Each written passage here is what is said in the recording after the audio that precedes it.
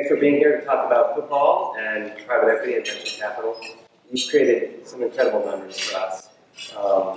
I think we just referenced one of the greatest memories. I'd be very curious to know how that Super Bowl 29 played a role in your life. And it was not just incredible with the stats, right? Six touchdown passes, leading all rushing.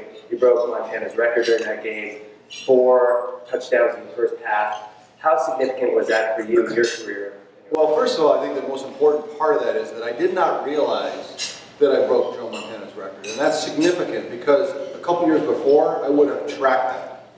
And I think that, to me, that showed the difference and maybe helped me succeed. Those of you that were around here in the late 80s and 90s when I joined the team in 1987, the 49ers had already won 2 Super Bowls. Bill Walsh shouldn't be at Sharon Heights. I just can't be at Sharon Heights and not think of Bill. I thought Bill lived at Sharon Heights. I know he had a lot of important meetings up here. If you wanted to see Bill off campus, he came to Sharon Heights. So being here reminds me of him and fondly. I think through those years, Phil, I was trying to manage, trying to grow, trying to get a space for myself, trying to make a career, trying to, and Bill was the one who told me in 1987 when he recruited me. And so he recruited me and said, and this is a long way to get to the Super Bowl, but he said that Joe Montana's back was hurt, he was going to have surgery again, and that he was not a really, thick guy built for the beatings, and so it was just, it had worn him down. And, you could come in and be the next guy, and he just doesn't have the longevity to keep doing this. And I was obviously, where I was at the time, I was so excited. And I just remember the first time in Redwood City where we used to practice before we moved down to Santa Clara. The first practice I ever was at as a new 49er, I remember Joe jogging out. I hadn't even met him. He came jogging. I got dressed early, went outside, and he came later, and he jogged out. And the first thought I had was, he's not hurt. And I remember complaining to Bill for many years about that, like, you lied to me.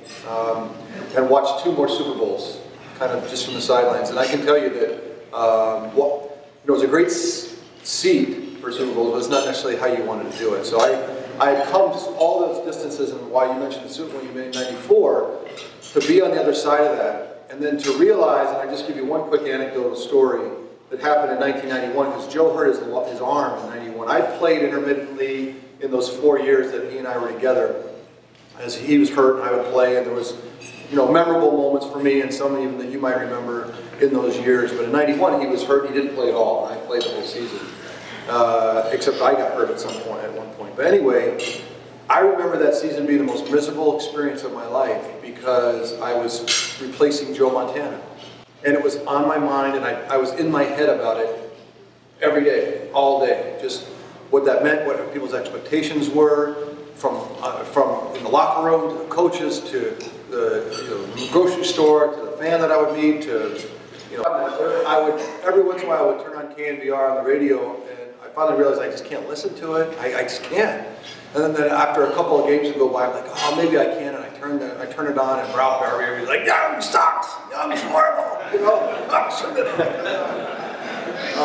and I was battling through this idea of replacing Joe Montana. I mean, it was many times I thought to myself, I needed to get a clip of Joe throwing an interception, and show it to people, like, he did this. He lost. There's a game. He lost a game. I know that literally people like never had anything bad ever happen. But anyway, I give you that context because if you bring up the Super Bowl, I got to tell you that by the time I got to '94, well, I always give you the one anecdotal story. I went to play in 1991. I was struggling so bad emotionally that I would run home back to college at BYU, where it was some safety after a Monday meeting. I'd run back in a Delta flight, and then I'd come back the next night after the day off. And I was coming back on a Tuesday night on one of those trips where I was just beat down emotionally. I just didn't know how I was going to go forward. There's nowhere to go. And I was on the phone playing with Steve Covey.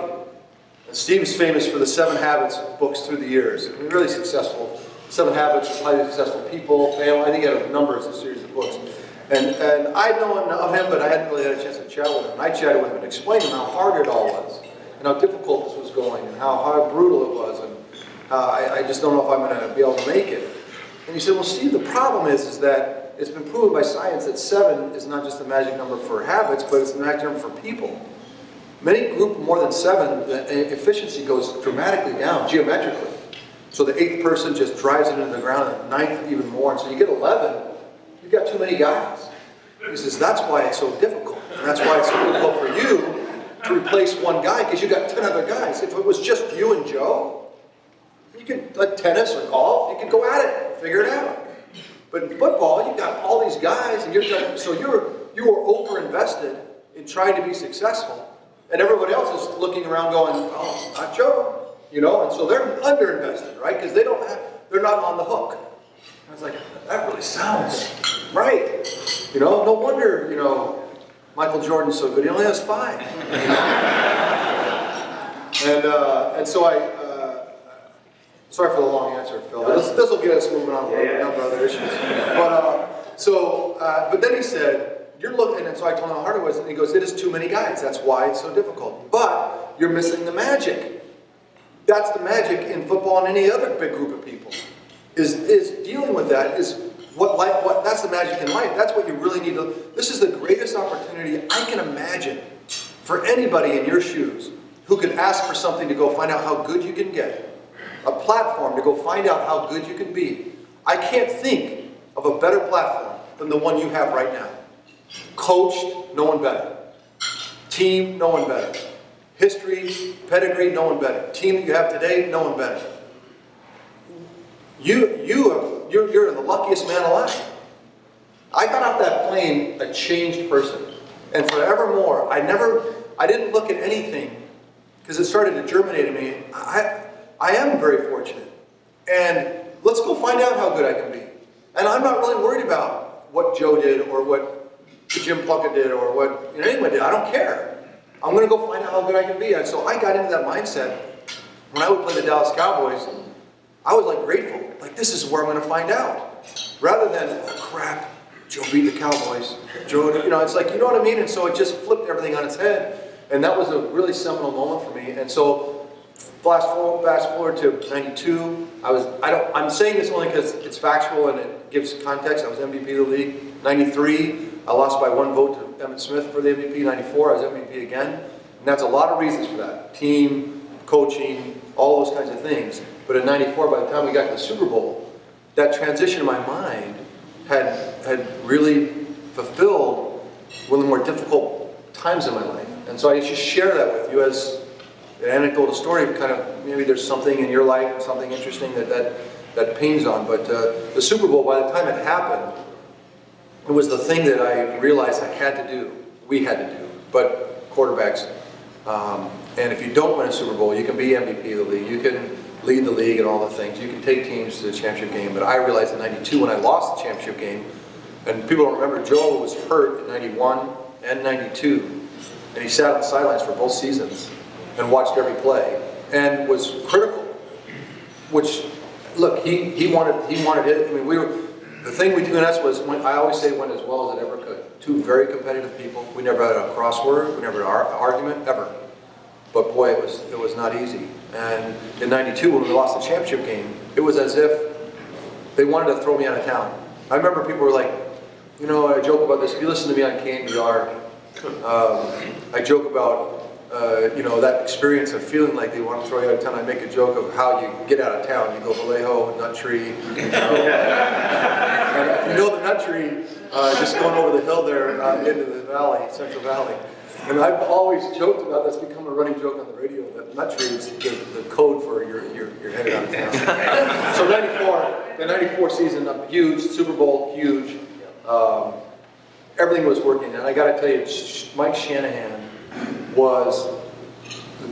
he and I were the best fit coaches ever. I mean, he and I were, for me, he was somebody that, before the Super Bowl, he came to me in the locker room. We'd gone through the game plan 100 times like he always does. He says, let's go through it one more time. And so we did. And he says, okay, you are as ready as I've ever seen you. You're going to throw 8 touchdowns. And I was like, that's stupid. I mean, I don't that's not. He goes, no, that's what we're going to do. But Mike was the kind of guy that, you know, he had a sense of that, and that's how he called plays, and that's what he expected. And you had 4 in the first half. 4 in the first half. He goes into halftime. He goes, we're halfway. He honestly said that. We're halfway. And at some point early in the fourth quarter, we were up by so much. George Seifert pulled me out of the game, and no one was more livid than Mike Shanahan, because his plan was to throw 8, and it was only 6. It didn't matter that 6 was. No one ever heard of that. Now Peyton Manning threw, I think he threw 6, or did he throw 7 this year or something like? We don't heard of it. But it's just that experience. You told me about the Super Bowl, all that stuff rumbles through my mind. Thinking of Bill, I'm thinking of all those things. I'm sorry to take. No, this is great. Sure, this is about you. Yeah, no, this is about you. Let's talk about some other great passes. I mean, you were the 6-time, you had 6 passing titles, which nobody else has had. Another great pass was the catch 2, right? NFC wildcard game, 3 seconds left on the clock. You throw a perfect pass to Terrell Owens, surrounded by Packers, to win the game. Did you call that play? Well, it was really the only play we have in the book for a 35-yard line, last play of the game. There's not many good plays for that. But actually, there are plays. I mean, you can just throw up a lob ball in the end zone and hope it's a jump ball and pray. That's what, I mean, football, there's some things that football has that have moved forward and have evolved in a very incredible way. Peyton Manning led that in the way that he relates to players and receivers and puts them, everyone says, you know, on the same page we use a lot in all families, business, sports, everything, but on the same pages, he took it to another place and took the game further. But a lot of the games evolved for a lot of other players who are not nearly as experienced or ready to play, and they end up just throwing lob balls into the corner of the end zone. It's like a play. So we could have done that there, but I was at a point in my career where half of the fun of playing was manipulating people and getting them, especially the good players and the good teams, well, the Packers, the Cowboys, and so those defensive players, the Leroy Butlers, that you play you got to know so well, it became a really fun cat and mouse game of, you know, I know your idiosyncrasies, you might know mine, I'm going to try to give you different tells, you're going to try to give me different things, and so by the end of the game, you know, I could look him off and he would think, oh, he's looking me off because he's coming to me, and then he would turn around, we'd spin around, we kind of made butter together, you know, kind of like, oh, you're thinking this, I'm thinking that, and so that whole way down the field that day was kind of trying to figure out ways to manipulate people to move, because they didn't need to. I could just sit back there and wait because the time was clicking down. Why do I need to go anywhere? You're going to throw it right to me, right? Because there's not